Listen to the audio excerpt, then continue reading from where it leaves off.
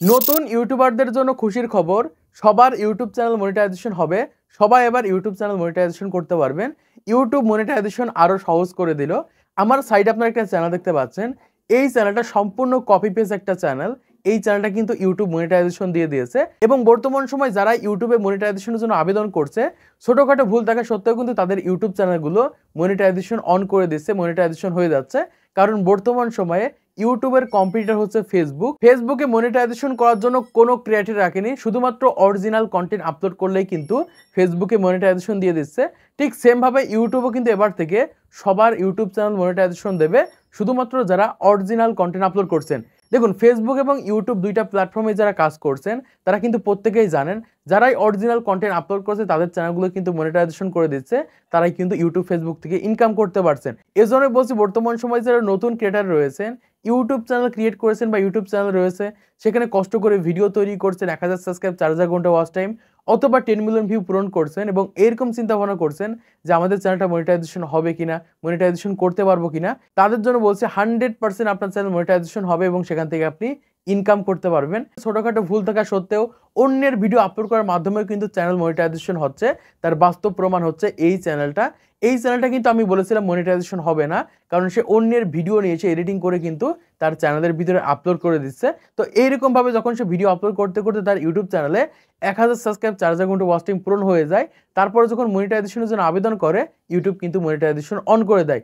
এমনকি এইরকমভাবে বর্তমান সময়ে হাজার হাজার চ্যানেল রয়েছে, ফেস ভয়েস কোনো কিছু ব্যবহার না করেও কিন্তু তাদের চ্যানেলগুলো মনিটাইজেশন করে ফেলছে, শুধুমাত্র এডিটিং স্কিলের কারণে।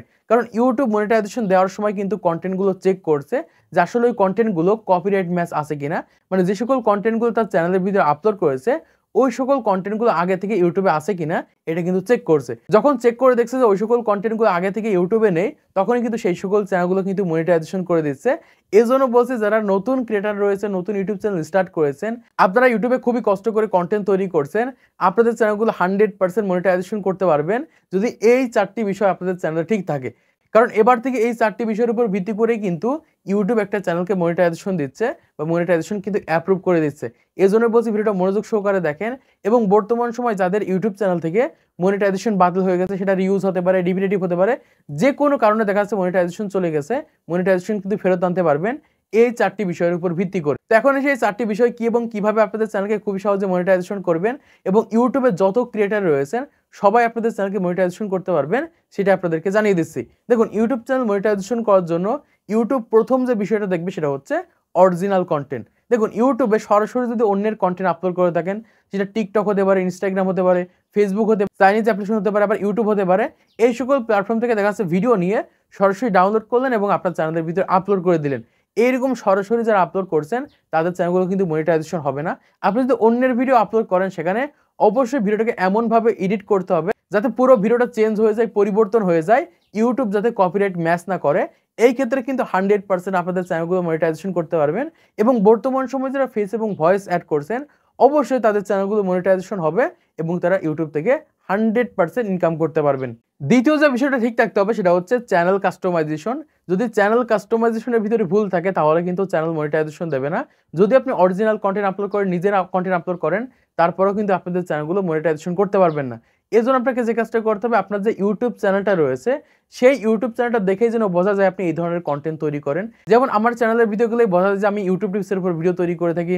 যেমন আমার এই চ্যানেলের ভিডিওগুলোই বোঝা যায় আমি এই চ্যানেলে কি করে স্মার্টফোন রিভিউ ভিডিও তৈরি করে থাকি।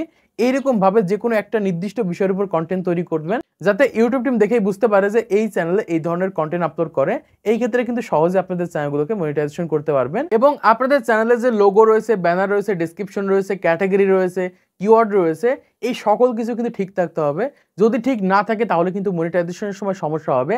এজন্য সঠিকভাবে চ্যানেল কাস্টমাইজেশন করে তারপরে কিন্তু আপনাদের চ্যানেলকে মনিটাইজেশনের জন্য আবেদন করবেন। এই ক্ষেত্রে কিন্তু সহজে আপনাদের চ্যানেলটাকে মনিটাইজেশন করতে পারবেন। তারপরে 3 নম্বরে যেটা আপনার ইউটিউব চ্যানেল 100% ঠিক থাকতে হবে সেটা হচ্ছে চ্যানেল ক্রাইটেরিয়া। আপনার চ্যানেলকে মনিটাইজেশন করার জন্য যে ক্রাইটেরিয়া রয়েছে, 1000 সাবস্ক্রাইব, 4000 ঘন্টা ওয়াচ টাইম অথবা 10 মিলিয়ন ভিউ, এগুলো কিন্তু লিগালভাবে পূরণ করতে হবে, মানে ইউটিউব থেকে দেখে পূরণ করতে হবে। এই ক্ষেত্রে কিন্তু সহজে আপনাদের চ্যানেলকে মনিটাইজেশন করতে পারবেন।